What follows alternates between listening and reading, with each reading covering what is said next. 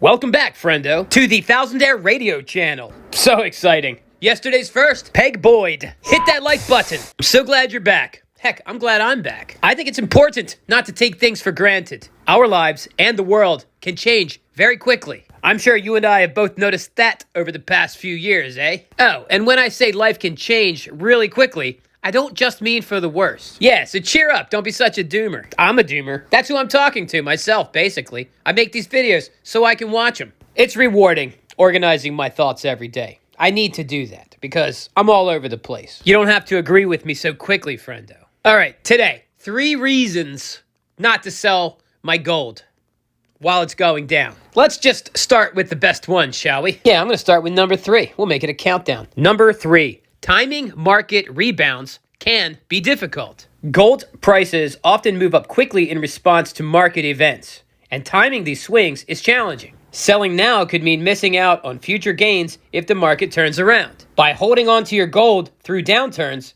you can avoid the risk of selling low and possibly buying back higher later on. All right, shouldn't be too hard to digest that one. What do they say for the stock market? Time in the market is better than timing the market. Do you think that's the same for gold? If so, put it in the comments below. If not, put that in the comments below. Time holding gold is better than timing gold.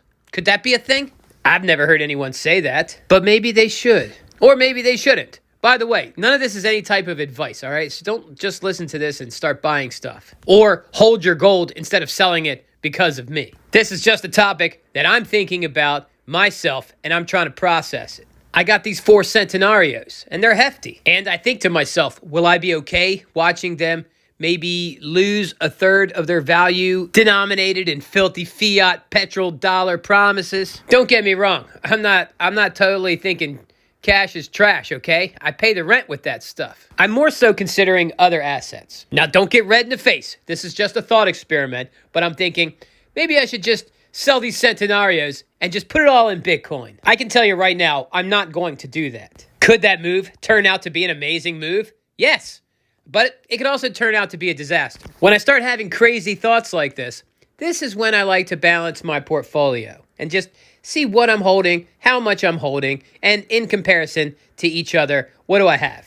And then I balance it. I may sell something off that's priced higher, that's been doing well, and maybe purchase something that I have a little less of, that has gone down in value, that I believe in long term. A few years back, I shed a little bit of $4,600 Ethereum to buy a bunch of 10-ounce silver bars for $200 each. That was not a very popular move at the time. By sticking to the process, not only did I avoid some loss, but I also picked up some gains, built some wealth. By the way, the definition of wealth that I go by, if you lost your job today or you just couldn't work, how long could you maintain your lifestyle, or at least a suitable lifestyle? That's how I measure my wealth.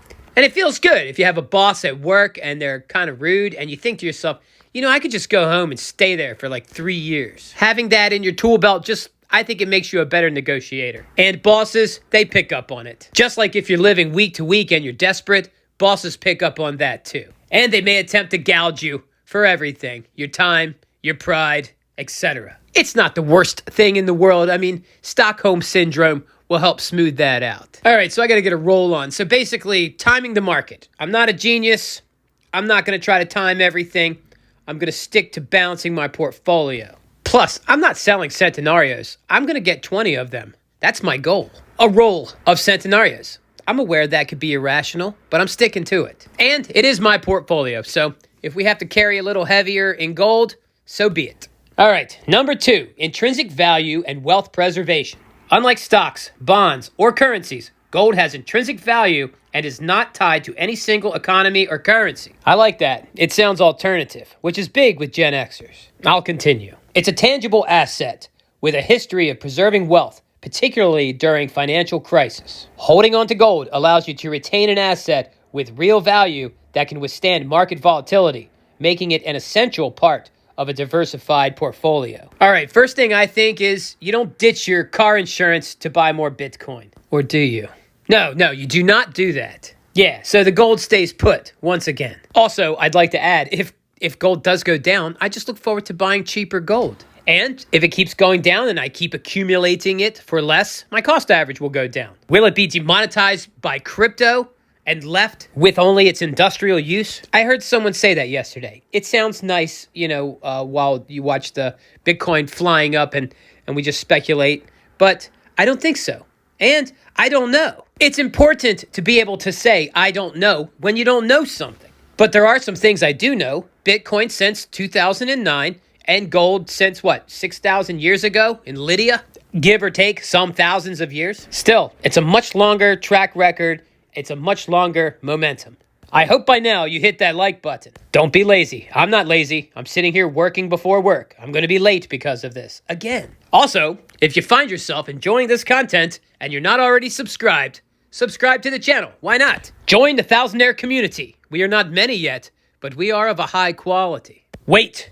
If you're not of a high quality, do not hit that subscribe button. And this is not reverse psychology. Also, please leave some comments below. Thoughtful comments that are engaging, that can make me think when I read it. Those are great. But if you got nothing, some algo food will do. And I thank you. Thank you. And it's okay if you got something negative to say. Those help me as well. All right, the final one in the countdown. Number 1, protection against long-term economic uncertainty. Gold is a well-known hedge against economic instability, currency devaluation, and inflation. Even if its price is temporarily down, it often retains or increases its value over time as global financial conditions fluctuate. That's so true, right? Globes fluctuate. Planets fluctuate. Stars fluctuate. You can prove it with the GPS. You're moving up and down like a foot all the time. Well, this has nothing to do with anything. All right, I'll continue. If economic or geopolitical instability worsens, gold's value tends to rebound, providing protection when other assets may falter.